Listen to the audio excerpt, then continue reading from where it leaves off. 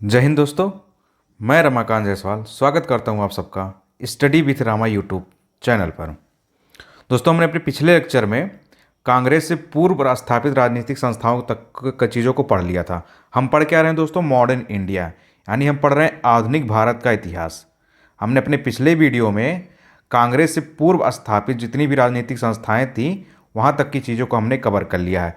इससे पहले के जितने वीडियो हैं आप उसको क्रम से, जो भी बच्चे नए हो वो क्रम से देखने की कोशिश करेंगे। ये जो लेक्चर चल रहा है वो मॉडर्न हिस्ट्री का है, यानी आधुनिक भारत के इतिहास का है, जो सभी एग्जाम के लिए लाभदायक है। आप किसी भी एग्जाम की तैयारी कर रहे हैं, आप वनडे की प्रिपरेशन कर रहे हो, एसएससी की प्रिपरेशन कर रहे हो, आप रेलवे की कर रहे हो, आप बैंकिंग की कर रहे हो, आप यूपी पीसीएस की कर रहे हो, चाहे आप समीक्षा अधिकारी यानी आरओ एआरओ की प्रिपरेशन कर रहे हो, जिस भी एग्जाम में इतिहास से संबंधित क्वेश्चन पूछा जाता है सभी एग्जामों के लिए है लाभदायक। आप जानते हैं दोस्तों कि आप अगर कंपटीशन की तैयारी करते हैं तो लगभग हर एक एग्जाम में इतिहास से क्वेश्चन पूछा जाता है, और उसमें मॉडर्न हिस्ट्री यानी आधुनिक भारत के इतिहास का वेटेज सबसे ज़्यादा होता है। और इससे सीधे सीधे फैक्चुअल डाटा होता है और आपसे क्वेश्चन पूछ लिया जाता है, आप वहाँ कन्फ्यूजन कर जाते हैं। तो आप वीडियो को ध्यान से देखेंगे और 2-3-4 बार वीडियो को अच्छे से देखेंगे और चीज़ों को खुद से भी पढ़ने की कोशिश करेंगे, क्योंकि देखिए आप जब सेल्फ स्टडी करेंगे तभी आप चीज़ों को और अच्छे से गेन कर पाएंगे। तो चलिए दोस्तों, हम शुरू करते हैं अपना ये लेक्चर। अपना समय बर्बाद ना करते हुए हमने यहाँ तक की चीज़ों को अपने पिछले वीडियो में कर लिया था। जो बच्चे नियमित क्लास से जुड़े हुए हैं उनको पता है कि हमने यहाँ तक की चीज़ों को अच्छे से कर लिया है। अब जो नए बच्चे हैं वो एक क्रम से देखने की कोशिश करिए। अब हम आज पढ़ने वाले दोस्तों भारतीय राष्ट्रीय कांग्रेस के बारे में। ये जो इंडियन नेशनल कांग्रेस था यानी आईएनसी जिसको बोला जाता है, आज हम पढ़ेंगे भारतीय राष्ट्रीय कांग्रेस के बारे में। और सभी दोस्त जानते हैं कि ये जो बुक है वो घटना चक्री बुक है, लेकिन आपके लिए सबसे अच्छा है कि आप साथ साथ चीज़ों को नोट डाउन करते चलें। आप जब लिखेंगे तो ये चीज़ें आपके रिवीजन के लिए बहुत ही लाभदायक होगी। आप जब भी रिवीजन करेंगे तो आपको इससे बहुत मदद मिलेगा। तो चलिए दोस्तों, अब समय बर्बाद न करते हुए हम शुरू करते हैं अपना भारतीय राष्ट्रीय कांग्रेस यानी आईएनसी के बारे में। हम देखते हैं कि क्या फैक्ट दिया गया है। भारतीय राष्ट्रीय कांग्रेस की स्थापना कैसे हुई थी, कौन कौन सा उसका अधिवेशन कब हुआ था, अब हम उसको देखते हैं। तो देखिए, भारतीय राष्ट्रीय कांग्रेस इसको बोला जाता है आईएनसी यानी इंडियन नेशनल कांग्रेस। तो देखिए दोस्तों, इसकी जो स्थापना हुई थी वो किसने की थी? एओ ह्यूम द्वारा की गई थी। एओ ह्यूम, इनको बोला जाता है एलन ऑक्टेवियन ह्यूम। दोस्तों, इनका फुल फॉर्म देख लीजिए। देखिए, भारतीय राष्ट्रीय कांग्रेस की स्थापना किसने किया था? एओ ह्यूम। ह्यूम का फुल फॉर्म होता है एलन। एलन आप इनको ऐसे भी लिख सकते हैं, ऐसे भी लिख सकते हैं। एलन ऑक्टेवियन, ओ का मतलब हो जाता ऑक्टेवियन, एक अंग्रेज थे। तो इसकी स्थापना जो भारतीय राष्ट्रीय कांग्रेस की थी इन्हीं के द्वारा की गई थी। एलन ऑक्टेवियन ह्यूम के द्वारा की गई थी, एओ ह्यूम के द्वारा की गई थी। और कब हुई थी भारतीय राष्ट्रीय कांग्रेस की स्थापना दोस्तों? तो 1885 में हुई थी, यानी 1885 में भारतीय राष्ट्रीय कांग्रेस की स्थापना की गई थी। और उस समय तत्कालीन वायसराय कौन था? तो लॉर्ड डफरिन था। तो दोस्तों, एक क्वेश्चन बहुत पूछा गया है कि जब भारतीय राष्ट्रीय कांग्रेस की स्थापना की गई थी 1885 में, तो उस समय भारत का तत्कालीन वायसराय कौन था? तो दोस्तों, तत्कालीन वायसराय जो उस समय था वो कौन था? Lord Dufferin. आप इसको अच्छे से याद रखिएगा कि भारतीय राष्ट्रीय कांग्रेस की स्थापना के समय तत्कालीन वायसराय कौन था? Lord Dufferin. अब हम बात करते हैं दोस्तों, इसका जो प्रथम अधिवेशन होता है भारतीय राष्ट्रीय कांग्रेस का, वह कहाँ होता है? तो देखिए, इसका जो पहला अधिवेशन होता है वह होता है गोकुल दास तेजपाल संस्कृत विद्यालय बम्बई। तो आपसे पूछा अगर जाए कि भारतीय राष्ट्रीय कांग्रेस का जो पहला अधिवेशन हुआ था वह कहाँ हुआ था, तो इसका पहला अधिवेशन जो होता है बम्बई में होता है। लेकिन बम्बई में कहाँ होता है? गोकुल दास तेजपाल संस्कृत विद्यालय में होता है। और भारतीय राष्ट्रीय कांग्रेस के पहले अधिवेशन की अध्यक्ष कौन थे, यानी इसकी अध्यक्षता कौन करता है? तो व्योमेश चंद्र बनर्जी। कभी कभी दोस्तों इनका नाम केवल इतना दे दिया जाता है ऑप्शन में, WC बनर्जी। कभी कभी ऑप्शन में जब आप पेपर देंगे तो वहाँ लिखा होता है सिर्फ WC बनर्जी। तो WC बनर्जी का ही पूरा नाम क्या है? व्योमेश चंद्र बनर्जी। तो आप ये याद रखिएगा। इसके प्रथम महासचिव कौन थे? तो प्रथम महासचिव यही एओ ह्यूम ही थे, एलन ऑक्टेवियन ह्यूम ही थे। तो अगर दोस्तों ये पूछा जाए कि प्रथम अधिवेशन जो होता है भारतीय राष्ट्रीय कांग्रेस का, उसकी अध्यक्षता किसने किया था? तो WC बनर्जी ने, यानी व्योमेश चंद्र बनर्जी ने। लेकिन इस प्रथम अधिवेशन के महासचिव कौन थे? तो महासचिव जो थे वो थे एओ ह्यूम यानी एलन ऑक्टेवियन ह्यूम। इसमें कितने प्रतिनिधियों ने भाग लिया था दोस्तों? तो 72 यानी 72 प्रतिनिधियों ने भाग लिया था। यह भी क्वेश्चन आपसे पूछा जा चुका है कि प्रथम अधिवेशन जो होता है कांग्रेस का उसमें कितने प्रतिनिधियों ने भाग लिया था? तो दोस्तों 72 यानी 72 प्रतिनिधियों ने प्रथम अधिवेशन में भाग लिया था। अब हम बात करते हैं आईएनसी के द्वितीय अधिवेशन की। अब हम दोस्तों यहाँ भारतीय राष्ट्रीय कांग्रेस ना यूज करके आईएनसी यूज करेंगे तो आप समझ जाएंगे इंडियन नेशनल कांग्रेस। तो आईएनसी मतलब द्वितीय अधिवेशन जो इसका होता है वो कब होता है? 1886 में होता है, 1886 में होता है, लेकिन होता कहाँ है? कलकत्ता में होता है। तो अगर पूछा जाए आईएनसी दोस्तों, देख लीजिए हम आईएनसी यहाँ भी मेंशन कर देते हैं, आईएनसी यानी इंडियन नेशनल कांग्रेस। तो इसका जो द्वितीय अधिवेशन होता है वो कब होता है? 1886 में होता है, लेकिन कहाँ पर होता है? कलकत्ता में होता है। अब द्वितीय अधिवेशन का अध्यक्षता कौन करता है? तो वह करता है दादा भाई नौरोजी जी। तो अगर आपसे पूछा जाए कि जो द्वितीय अधिवेशन होता है इसकी अध्यक्षता किसने किया था, तो द्वितीय अधिवेशन की अध्यक्षता करने वाले थे दोस्तों दादा भाई नौरोजी। अब हम देखते हैं जो कांग्रेस का आईएनसी का जो तृतीय अधिवेशन होता है, तो तृतीय अधिवेशन कहाँ होता है, कब होता है? 1887 में होता है। कहाँ पर? मद्रास में। यानी आईएनसी का जो तीसरा अधिवेशन होता है वो कब होता है? 1887 यानी 1887 में होता है। और स्थान क्या था? वो होता है मद्रास में होता है। अब देखिए तृतीय अधिवेशन की अध्यक्षता किसने किया था? बदरुद्दीन तैयब जी ने किया था, और यह प्रथम मुस्लिम अध्यक्ष थे कांग्रेस के। तो अगर आपसे पहले यह पूछा जाए कि जो आईएनसी का जो तीसरा अधिवेशन हुआ था उस तीसरे अधिवेशन की अध्यक्षता किसने किया था, तो बदरुद्दीन तैयब जी ने किया था। लेकिन अगर आपसे यह पूछ लिया जाए कि कांग्रेस की अध्यक्षता करने वाले प्रथम मुस्लिम अध्यक्ष कौन थे, तो अभी बदरुद्दीन तैयब ही जे कांग्रेस की अध्यक्षता करने वाले प्रथम मुस्लिम अध्यक्ष। अगर ऐसे भी क्वेश्चन बनता है तो भी आप दोस्तों किसको सही करेंगे? बदरुद्दीन तैयब जी को ही सही करेंगे। अब हम दोस्तों देखते हैं, देखिए जॉर्ज यूले की अगर हम बात करें, एक व्यक्ति थे जॉर्ज यूले। या कौन थे? ये भारतीय राष्ट्रीय कांग्रेस के प्रथम निर्वाचित यूरोपीय अध्यक्ष थे।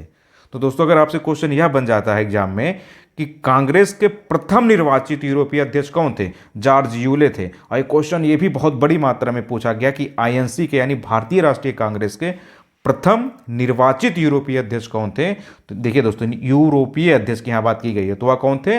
जॉर्ज यूले थे। अब हम देखते हैं इसका जो कलकत्ता अधिवेशन होता है आईएनसी का, कब होता है? 1911 में होता है, 1911 में होता है। यानी आईएनसी का जो कलकत्ता अधिवेशन होता है वो कब होता है? 1911 में होता है। अब इसमें क्या होता है, देखिए जनगण मन पहली बार गाया गया कांग्रेस, इसी अधिवेशन में जनगण मन को पहली बार गाया गया। और इसकी अध्यक्षता कौन किया था? बिशन नारायण धर ने। तो अगर आपसे पूछा जाए 1911 में कांग्रेस का अधिवेशन कहाँ पर होता है? कलकत्ता में होता है।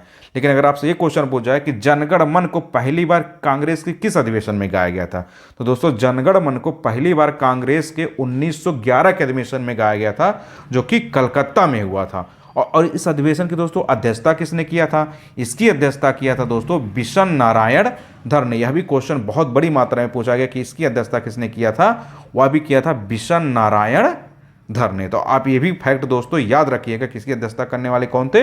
वह थे बिशन नारायण धर थे। और पहली बार इसी में जनगण मन को गाया गया था।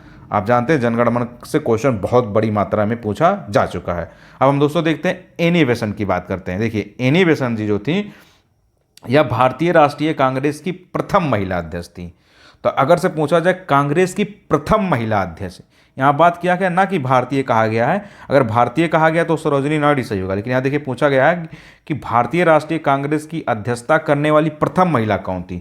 तो प्रथम महिला दोस्तों अगर ऐसे पूछा जाए तो वह थी एनी बेसेंट। लेकिन अगर ये पूछा जाए कि प्रथम भारतीय महिला अध्यक्ष कौन थी, तो प्रथम भारतीय महिला अध्यक्ष थी सरोजिनी नायडू।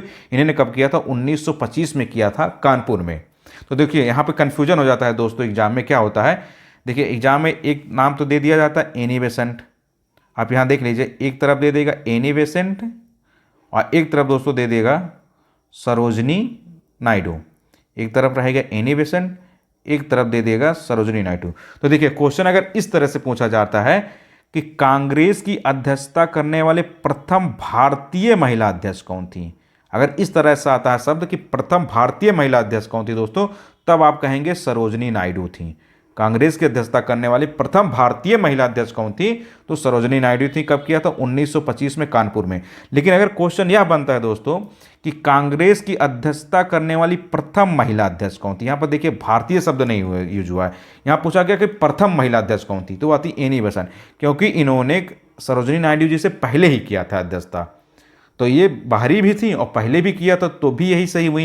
लेकिन अगर नाम मेंशन करके आ जाए कि प्रथम भारतीय महिला अध्यक्ष कौन थी दोस्तों, तो आप शुरू टिक करेंगे किस पे?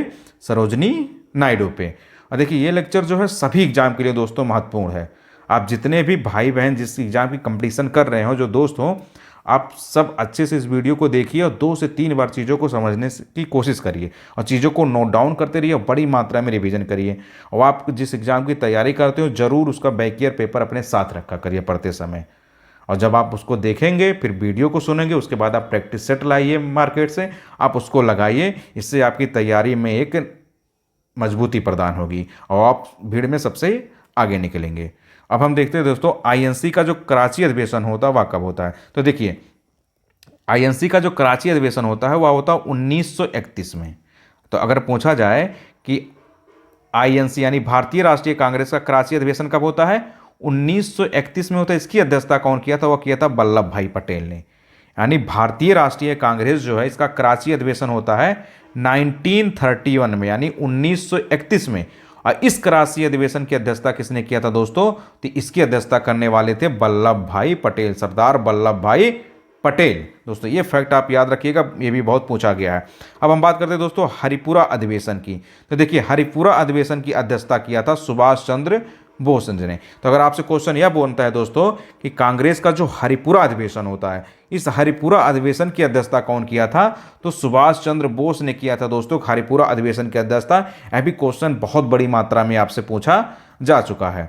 एक क्वेश्चन और पूछा जाता है कि भारत की स्वतंत्रता के समय भारतीय राष्ट्रीय कांग्रेस का अध्यक्ष कौन थे, तो जेबी कृपलानी। यानी भारत की स्वतंत्रता के समय, यानी जब भारत आज़ाद हुआ था, यानी 1947 के समय कांग्रेस के अध्यक्ष कौन थे, तो दोस्तों कौन थे, जेबी कृपलानी। लेकिन अगर आपसे यह भी पूछा जाता है कि भारत के विभाजन के समय कांग्रेस के अध्यक्ष कौन थे, तो भी थे जेबी कृपलानी। तो आप याद रखिएगा कि भारत की स्वतंत्रता के समय अगर आपसे पूछा जाए कि कांग्रेस के अध्यक्ष कौन थे, यानी 1947 के समय कांग्रेस के अध्यक्ष कौन थे, तो जेबी कृपलानी ही जी थे। लेकिन अगर पूछा जाए कि भारत के विभाजन, यानी जो भारत का बंटवारा हो गया था, भारत और पाकिस्तान नाम से जो दो कंट्री बना, इस विभाजन के समय भी कांग्रेस के अध्यक्ष कौन थे, तो उस समय भी कांग्रेस के अध्यक्ष जेबी कृपलानी ही जी थे। ये भी क्वेश्चन बहुत बड़ी मात्रा में पूछा जाता है और आप सब कंफ्यूजन कर जाते हैं और एग्जाम में गलती हो जाती है।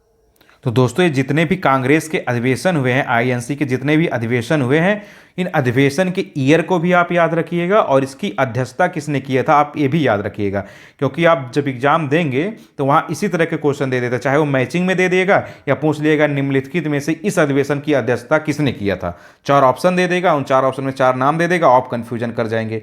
तो आप याद रखिएगा। देखिए दोस्तों, हमारा यहाँ पर एक छूट गया है महात्मा गांधी जी के बारे में। तो गांधी जी ने कांग्रेस के अधिवेशन की अध्यक्षता कब किया था, वह किया था 1924 में किया था, बेलगांव अधिवेशन की अध्यक्षता किया था। यानी गांधी जी ने कांग्रेस की आईएनसी की अध्यक्षता, ये भी पहले पूछ लिया जाता है कुछ क्वेश्चन में कि क्या गांधी जी ने आईएनसी की अध्यक्षता की थी, हाँ या ना। तो गांधी जी ने आईएनसी की अध्यक्षता की थी। कब की थी, 1924 में की थी, 1924 में की थी। और कहाँ की थी, बेलगांव अधिवेशन की अध्यक्षता की थी। ये भी क्वेश्चन में पूछ लिया जाता है। सरोजिनी नायडू से पहले अगर पूछा जाए कांग्रेस के अधिवेशन की अध्यक्षता किसने किया था, तो ये भी ऐसे ही बन जाता है, तो भी महात्मा गांधी ही थे। 1924 में किसने किया था, तो महात्मा गांधी। इन्होंने सिर्फ एक बार कांग्रेस के अधिवेशन की अध्यक्षता की थी गांधी जी ने, वो कब की थी, 1924 में की थी और बेलगांव अधिवेशन की अध्यक्षता की थी। तो दोस्तों आप जितने भी अधिवेशन हुए हैं, इन अधिवेशन के ईयर को याद रखिएगा, इसके अध्यक्ष जो थे उनको भी याद रखिएगा, क्योंकि क्वेश्चन ऐसे ही बनते हैं और बहुत बड़ी मात्रा में आपसे कन्फ्यूजन हो जाता है। चलिए दोस्तों, अब हम बात करते हैं, कुछ इंपॉर्टेंट फैक्ट दिए गए हैं जिनसे एग्जाम में सीधे सीधे क्वेश्चन बन चुके हैं, आप इसको भी देख लीजिए। देखिए यहाँ दिया गया कि बाल गंगाधर तिलक को भारत में अशांति का जन्मदाता किसने कहा था, तो वैलेंटाइन सिरोल ने। अगर एक क्वेश्चन आपसे पूछा जाए कि बाल गंगाधर जो तिलक जी थे, जो बाल गंगाधर तिलक जी जो थे, उनको भारत में अशांति का जन्मदाता किसने बोल दिया था, वैलेंटाइन सिरोल ने बोला था। इस पर मुकदमा ठोकने के लिए तिलक जी इंग्लैंड भी चले गए थे। इसने क्या किया, इनको अशांति का जन्मदाता कह दिया। अंग्रेज करते ही क्या थे, खुद तो गलत काम करते थे, दोष हम पे मढ़ देते थे, वो उनका यही काम ही होता था। तो इसी व्यक्ति ने क्या कहा था, सर वैलेंटाइन सिरोल। अगर ऑप्शन में दिया जाता कि बाल गंगाधर तिलक को भारत में शांति के जन्मदाता किसने कहा था, दोस्तों याद रखिएगा वैलेंटाइन सिरोल ने कहा था। अब देखिए एक फैक्ट और दिया गया है दोस्तों कि देश में पहली राजनीतिक हड़ताल कब की गई थी, तो बंबई के कपड़ा मिल मजदूरों द्वारा की गई थी। अगर क्वेश्चन आपसे ये पूछा जाता है कि देश में पहली राजनीतिक हड़ताल यानी पहली पॉलिटिकल हड़ताल कब की गई थी, तो बंबई के कपड़ा मिल मजदूरों द्वारा की गई थी। और एक पुस्तक है गीता रहस्य नाम से, इस पुस्तक के लेखक कौन, यही बाल गंगाधर तिलक जी हैं। अगर आपसे पूछा जाए गीता रहस्य जो पुस्तक है, देखिए एक गीता रहस्य एक अलग, गीता श्रीमद् भगवत गीता की बात यहाँ नहीं की गई है, वो अलग बुक है। एक गीता रहस्य पुस्तक किसकी है? एक पुस्तक है बाल गंगाधर तिलक जी की, और यह पुस्तक इन्होंने जेल में रहने के दौरान लिखा था। तो आपने देखा जब व्यक्ति एकांत में होता है तो रिसर्च करता है, तो उन्होंने यही काम किया। बाल गंगाधर तिलक जी उस समय जेल में थे, वो करते क्या, उन्होंने गीता रहस्य नाम से एक पुस्तक ही लिख डाली। तो आप भी जब पढ़ाई करिए तो एकांत में होकर करिए, क्योंकि उस समय आपका दिमाग बहुत तीव्र गति से काम करेगा। अब एक फैक्ट और दिया गया है दोस्तों, लाला लाजपत राय के राजनीतिक गुरु कौन थे? तो वह थे मैजनी। आपने मैजनी का नाम सुनेंगे वर्ल्ड हिस्ट्री में, अगर नहीं सुने होंगे तो आप जब वर्ल्ड हिस्ट्री पढ़ेंगे, विश्व इतिहास, तो उसमें आप मैजनी का नाम सुनेंगे। तो अगर पूछा जाए कि लाला लाजपत राय जो थे उनके राजनीतिक गुरु यानी पॉलिटिकल गुरु कौन थे, राजनीतिक गुरु कौन थे, तो वह थे मैजनी थे। और शेरे पंजाब दोस्तों किसको कहा जाता है? तो लाला लाजपत राय को ही कहा जाता है। अगर फैक्ट ये पूछ लिया जाता है कि शेरे पंजाब दोस्तों किसको कहा जाता है, तो वह कहा जाता है लाला लाजपत राय को ही कहा जाता है। और कांग्रेस का जो विभाजन हो जाता है नरम दल और गरम दल में, यह कब होता है? 1907 में होता है, सूरत अधिवेशन में। तो अगर दोस्तों यह क्वेश्चन बनता है कि कांग्रेस का जो विभाजन हुआ था नरम दल और गरम दल में, यह कांग्रेस के किस अधिवेशन में हुआ था? सूरत अधिवेशन में हुआ था। सूरत अधिवेशन दोस्तों कब हुआ था? 1907 में हुआ था, यानी 1907 में सूरत अधिवेशन हुआ था। और 1907 का जो सूरत अधिवेशन हुआ था, इसकी अध्यक्षता किसने किया था दोस्तों? तो रास बिहारी घोष जी ने किया था। यानी 1907 में कांग्रेस का विभाजन हो जाता है नरम दल और गरम दल में। उस समय कांग्रेस के अधिवेशन की अध्यक्षता करने वाले कौन थे? तो उस समय अध्यक्षता किया था दोस्तों रास बिहारी घोष ने। आप ये फैक्ट को भी याद रखिएगा, क्योंकि क्वेश्चन इससे पूछा जा चुका है। अब देखिए दो तरह के नेता थे दोस्तों, एक थे गर्मपंथी नेता, एक थे नरमपंथी नेता। यानी एक जो उग्र स्वभाव के लोग जो थे, और कुछ नेता ऐसे थे जो नरम स्वभाव के थे, मतलब शांत स्वभाव वाले व्यक्ति जो थे। तो आप जानते हैं कि दो तरह के, आपके भी फ्रेंड सर्किल में देखेंगे दो तरह के दोस्त आपके होंगे। एक होंगे जो उग्र स्वभाव के होंगे, एक जो होंगे बहुत शांत स्वभाव को, कि उनको किसी भी बात का कोई फर्क नहीं पड़ेगा, कहेंगे चिल करो यार। एक होते छोटी छोटी बात पे ही उग्र हो जाते हैं, कुछ भी बात हुआ तो लड़ाई झगड़ा मार करना शुरू कर देंगे, बाद में सोचेंगे। एक होते हैं शांत स्वभाव के, उनको कोई फर्क ही नहीं पड़ता सामने क्या हो रहा है। तो उस तरह उस समय भी थे। एक थे नरमपंथी नेता, एक थे गर्मपंथी नेता। तो आप ये देख लीजिए कि गर्मपंथी नेताओं के अंतर्गत कौन कौन आता था। तो बाल गंगाधर तिलक, लाला लाजपत राय, बिपिन चंद्र पाल और अरविंद घोष। तो दोस्तों जो गर्मपंथी नेता थे, उस गर्मपंथी नेता के अंतर्गत आते थे बाल गंगाधर तिलक जी, गर्मपंथी नेता के अंतर्गत आते थे। लाला लाजपत राय जी थे, बिपिन चंद्र पाल थे, और अरविंद घोष जो थे वो गर्मपंथी नेता के अंतर्गत आते थे। अब हम बात करते हैं दोस्तों नरमपंथी नेता। तो देखिए नरमपंथी नेता के अंतर्गत कौन आते थे? दादा भाई नौरोजी, फिरोज शाह मेहता, दिनसा वाचा, व्योमेश चंद्र बनर्जी और सुरेंद्र नाथ बनर्जी। तो अगर आपसे पूछा जाता है कि नरमपंथी नेताओं के अंतर्गत कौन आता है, दादा भाई नौरोजी, फिरोज शाह मेहता, दिनसा वाचा, व्योमेश चंद्र बनर्जी और सुरेंद्र नाथ बनर्जी। दोस्तों ये सब क्वेश्चन पूछे जा चुके हैं। इसमें क्वेश्चन क्या दे दिया जाता है कि चार नाम दे दिया जाता है, उसमें से पूछ लिया जाता है कि निम्नलिखित में से कौन से नरमपंथी नेता नहीं थे। उसमें से तीन सही होगा, एक गलत होगा, वही आपको ढूंढना है। और कभी कभी दे दिया जाता है कि निम्नलिखित में से कौन उग्रवादी नेता थे, उसमें से तीन गलत होगा, एक सही होगा। तो आप ये जब याद रखेंगे कि नरमपंथी अंतर्गत कौन आते थे, उग्रवादी के अंतर्गत आते कौन थे, तो आप आसानी से टिक कर लेंगे। और याद आपको कैसे होगा? आपको याद चीज़ें तब होगी जब आप चीज़ों को साथ साथ 2 से 3 बार वीडियो को देखेंगे भी, और आप साथ साथ नोट डाउन करते चलेंगे। देखिए दोस्तों नोट डाउन जब आप चीज़ों को नोट्स बनाते हैं तो बहुत ही इंपॉर्टेंट रोल निभाता है आपके रिवीजन में। देखिए आज के समय में कंपटीशन बहुत बड़ी मात्रा में बढ़ चुका है, और रिवीजन का बहुत बड़ा योगदान होता है। आप कितना भी कुछ भी पढ़ ले, लेकिन अगर आप एग्जाम के समय के पहले अगर आपने रिवीजन नहीं किया तो आपका सब पढ़ा का पढ़ाया धरा रह जाता है, वहाँ आप एग्जाम में कुछ नहीं कर पाते हैं। तो जब आप नोट डाउन किए रहते हैं, चीज़ों को नोट्स बनाए रहते हैं, तो आपको रिवीजन करने में आसानी होती है। क्योंकि इसलिए एक तो आप जब नोट करते चलते हैं चीज़ों को, तो आपका दिमाग सीधी तरह से फोकस रहता है। आप वीडियो को सुन भी रहे हैं, आप नोट भी बना रहे हैं, और आप जब रिवीजन करेंगे तो आप उसी चीज़ को नोट करेंगे जो आपको नहीं आती है, तो आप कम समय में नोट डाउन भी कर लेंगे। बाकी जिनको बुक लेना है वो बुक ले सकता है दोस्तों। आपको मैंने पहले ही बता दिया कि घटना चक्र की बुक है, इस नाम से आती है, चित्रात्मक प्रस्तुति के नाम से यह बुक मार्केट में अवेलेबल है, आप जाके ले सकते हैं। लेकिन बेटर तरीका है कि आप नोट्स करते बनाते चलिए। अब दोस्तों हम देखते हैं भारत में जो क्रांतिकारी आंदोलन हुए थे, उन क्रांतिकारी आंदोलनों के बारे में हम देख लेते हैं कि क्रांतिकारी जो आंदोलन हुए थे उसमें क्या क्या चीज़ें हुई थी।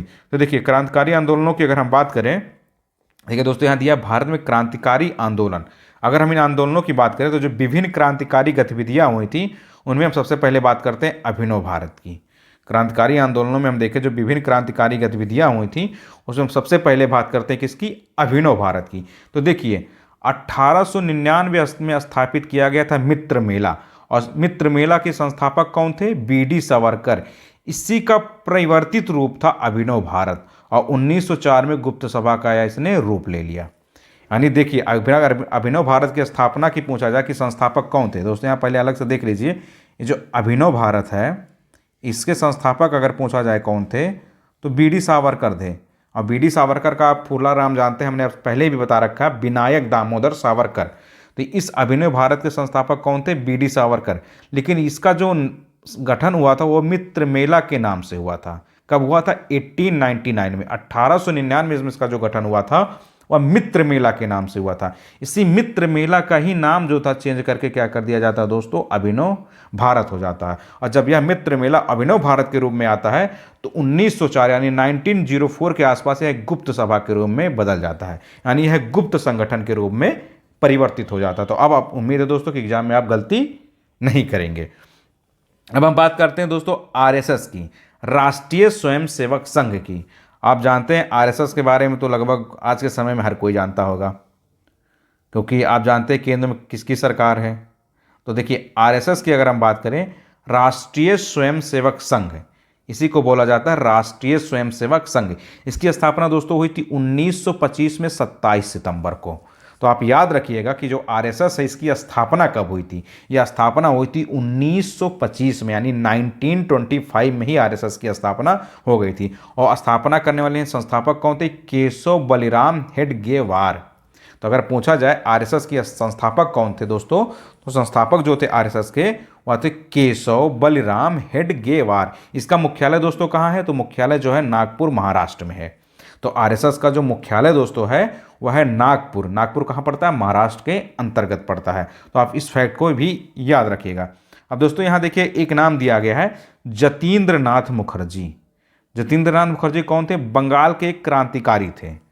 जतीन्द्र नाथ मुखर्जी जो थे वो बंगाल के क्रांतिकारी थे। इनका संबंध किस किस ऑर्गेनाइजेशन से था या किस किस संगठन से था, तो युगांतर हुआ, अनुशीलन समिति हुआ और गदर पार्टी हुआ। यानी ये जो जतीन्द्र नाथ मुखर्जी जी थे ये कौन थे, बंगाल के क्रांतिकारी थे। इनका संबंध किन किस ऑर्गेनाइजेशन से था, युगांतर से था, अनुशीलन समिति से था और गदर पार्टी से था। इन्हीं को बाघा जतीन बोला जाता है। तो दोस्तों अगर पूछा जाए कि बाघा जतीन, बाघा जतीन किसको बोला जाता है दोस्तों, तो बाघा जतीन बोला जाता है जतीन्द्र नाथ मुखर्जी को ही बोला जाता है बाघा जतीन। ये भी क्वेश्चन बहुत ज़्यादा पूछा जा चुका है। अब हम बात करते हैं दोस्तों हिंदुस्तान रिपब्लिकन एसोसिएशन की, यानी HRA की। यहाँ पर देखिए एक संस्था दिया गया है HRA, आप इसको ऐसे देख लीजिए। HRA का मतलब होता है हिंदुस्तान रिपब्लिकन एसोसिएशन। इसी हिंदुस्तान रिपब्लिकन एसोसिएशन को शॉर्ट रूप में बोला जाता है दोस्तों HRA, यानी हिंदुस्तान रिपब्लिकन एसोसिएशन। अब इसकी स्थापना कब हुई थी दोस्तों, इसकी स्थापना जो हुई थी वह 1924 में हुई थी, यानी 1924 में HRA की स्थापना की गई थी। कहाँ पर किया गया था दोस्तों, कानपुर में किया गया था। तो अगर आपसे ये पूछा जाए कि HRA की स्थापना कब हुई थी, तो हुई थी 1924 में अक्टूबर में हुई थी। और कहाँ पर हुई थी, कानपुर में हुई थी। अब इसके संस्थापक कौन थे, तो संस्थापक में दोस्तों देखिए सचिंद्र सान्याल, राम प्रसाद बिस्मिल, जोगेश चंद्र चटर्जी तथा चंद्रशेखर आजाद। और सचिंद्र सान्याल ही इस संस्था के अध्यक्ष थे। तो अगर पूछा जाए कि HRA के संस्थापक कौन कौन थे, तो संस्थापक में दोस्तों देखिए नाम आता है सचिंद्र सान्याल थे, राम प्रसाद बिस्मिल थे, जोगेश चंद्र चटर्जी थे और चंद्रशेखर आजाद थे। सचिंद्र सान्याल जो क्या थे, इस संस्थापक के अध्यक्ष थे। अब दोस्तों हम यहाँ एक चीज़ देखते हैं, यहाँ दिया है देखिए काकोरी कांड। लेकिन उत्तर प्रदेश सरकार ने भी क्या किया है, काकोरी कांड का नाम बदलकर क्या कर दिया है, काकोरी ट्रेन एक्शन कर दिया है। अब काकोरी कांड को काकोरी कांड नहीं बोला जाएगा, अब इस काकोरी कांड को दोस्तों बोला जाता है काकोरी ट्रेन एक्शन। अभी हाल ही में उत्तर प्रदेश सरकार ने इसका नाम बदल दिया है, यानी काकोरी ट्रेन कार्यवाही इसको हिंदी में बोला जाता है दोस्तों। काकोरी जो कांड है, काकोरी जो षड्यंत्र है, इसको हिंदी में बोला जाएगा काकोरी ट्रेन कार्यवाही। अभी इसको उत्तर प्रदेश सरकार ने चेंज कर दिया है, तो यानी अब काकोरी कांड नहीं इसको बोला जाएगा। यानी यह काकोरी ट्रेन एक्शन कब हुआ है दोस्तों? यह हुआ है 1925 में, हुआ था 9 अगस्त को। कहाँ हुआ था? काकोरी में। एक काकोरी कांड जो हुआ था काकोरी में ही हुआ था। कब हुआ था? 1925 में हुआ था। लेकिन अब इसका नाम दोस्तों है काकोरी ट्रेन एक्शन, यानी काकोरी ट्रेन कार्रवाई। इसको यूपी गवर्नमेंट ने चेंज कर दिया है। अब देखिए, और आप जानते हैं यूपी नाम बदलने में आगे है, और आप जानते हैं यूपी में सरकार भी किसकी है। लेकिन ठीक है, ये कांड शब्द अच्छा नहीं था। कभी कभी नाम बदलना दोस्तों अच्छा होता है, क्योंकि कांड का मतलब हो जाता है कुछ गलत होना। लेकिन उस समय क्या हुआ था? ये ट्रेन एक्शन था। देखिए उस समय हुआ क्या था, 8 down Saharanpur Lucknow passenger train में सरकारी खजाना को कुछ क्रांतिकारियों ने लूट लिया था। एक ट्रेन थी दोस्तों, इस ट्रेन का ही नाम है 8 डाउन। इस ट्रेन को बोला जाता है 8 down Saharanpur Lucknow passenger train थी। इसमें जो सरकारी खजाना था, उस सरकारी खजानों को कुछ भारतीय क्रांतिकारियों ने, उस समय के जो क्रांतिकारी थे ब्रिटिश भारत के अंतर्गत, उन्होंने इसको क्या किया था, इस खजाने को लूट लिया था। और इस दौरान कुल 29 क्रांतिकारियों को गिरफ्तार किया गया था। यानी इस काकोरी ट्रेन एक्शन के दौरान कितने क्रांतिकारियों को गिरफ्तार किया गया था दोस्तों? 29 क्रांतिकारियों को इसके तहत गिरफ्तार कर लिया गया था। अब उसमें कौन कौन थे? देखिए, चंद्रशेखर आज़ाद जो थे वो क्या किए थे? फरार हो गए थे। 29 क्रांतिकारियों में एक थे चंद्रशेखर आज़ाद। ये क्या हुआ थे? वहाँ से भाग गए थे। और इनमें से देखिए, जो क्रांतिकारी थे उनमें कुछ लोगों को फांसी दी गई थी। ये फांसी वाला स्थान बहुत पूछा गया दोस्तों कि काकोरी ट्रेन एक्शन के दौरान किन किन लोगों को फांसी दी गई थी और कहाँ दी गई थी। तो देखिए, राम प्रसाद बिस्मिल को फांसी कहाँ दी गई थी? गोरखपुर में दी गई थी। अशफाक उल्लाह को फांसी कहाँ दी गई थी? फैजाबाद में दी गई थी। रोशन लाल को दोस्तों फांसी कहाँ दी गई थी? इलाहाबाद में दी गई थी। और राजेंद्र लाहिड़ी को फांसी कहाँ दी गई थी? गोंडा में दी गई थी। तो दोस्तों आप ये फैक्ट याद रखिएगा, बहुत पूछा गया है कि राम प्रसाद बिस्मिल जी को फांसी कहाँ दी गई थी? तो गोरखपुर में दी गई थी।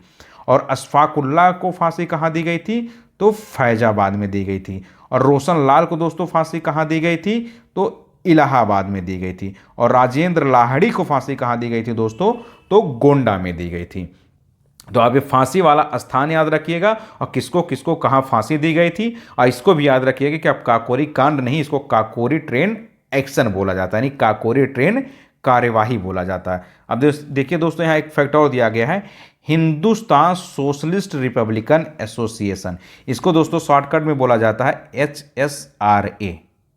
इसको बोला जाता है शॉर्टकट में HSRA, यानी Hindustan socialist Republican association. HSRA को इसको फुल फॉर्म क्या होगा HSRA का दोस्तों? Hindustan socialist Republican association. इसकी स्थापना दोस्तों कब होती है? इसकी स्थापना होती है 1928 में, यानी 1928 में HSRA की स्थापना की जाती है। कहाँ की जाती है? दिल्ली में। तो अगर आपसे पूछा जाए HSRA की स्थापना कहाँ होती है, तो होती है दिल्ली में। कब होती है? 1928 में होती है। और इसकी स्थापना दोस्तों किसने किया था? तो चंद्रशेखर आज़ाद के नेतृत्व में HSRA की स्थापना हुई थी। आपने भी देखा है कि चंद्रशेखर आज़ाद फरार हो गए थे, और इन्होंने क्या किया था? HSRA की जाके आगे चल के गठन किया था। इसी HSRA का फुल फॉर्म है Hindustan socialist Republican association. Delhi में किया था। तो आप ये सारे फैक्ट दोस्तों याद रखिएगा, क्योंकि एग्जाम में आपसे सीधे सीधे क्वेश्चन यहाँ से पूछ लिया जाता है। तो हमने ये जो क्रांतिकारी आंदोलन हुआ था, विभिन्न क्रांतिकारी गतिविधियाँ जो है, हमने यहाँ तक की चीज़ों को अच्छे से पढ़ लिया दोस्तों। अब हमारा जो अगला वीडियो आएगा, हम वहाँ उसमें भगत सिंह से लेके चीज़ों को आगे पढ़ेंगे कि भगत सिंह का क्या क्या योगदान रहा। लेकिन उससे पहले दोस्तों आप देख लीजिए कि आप सब क्या करिए कि अच्छे से चीज़ों को पढ़ते रहिए और चीज़ों को थोड़े थोड़े में समझने की कोशिश करिए। लेकिन बस चलते चलते दोस्तों आपसे छोटा सा निवेदन है कि आप हमारे YouTube channel study with Rama, इस यूट्यूब चैनल को दोस्तों सब्सक्राइब कर लीजिएगा और इसको अपने दोस्तों में शेयर कर दीजिए, जो भी इसकी तैयारी करते हो, किसी भी एग्ज़ाम की तैयारी करते हो, आपके भाई बहन फ्रेंड्स जो भी आपके सर्किल में हो, अगर जिस एग्ज़ाम की तैयारी करते हो उन तक ये वीडियो पहुंचा दीजिएगा दोस्तों, कि ये हमारे मोटिवेशन का काम करता है। देखिए हम अपना 100% आपको दे रहे हैं, तो आपका भी दायित्व है कि आप चीज़ों को पढ़िए और थोड़ा सा वीडियो को शेयर कर दीजिए और सब्सक्राइब कर लीजिएगा चैनल। चलिए दोस्तों, फिर मिलते हैं नेक्स्ट वीडियो में। बहुत बहुत धन्यवाद आपका वीडियो देखने के लिए। जय हिंद माय डियर फ्रेंड।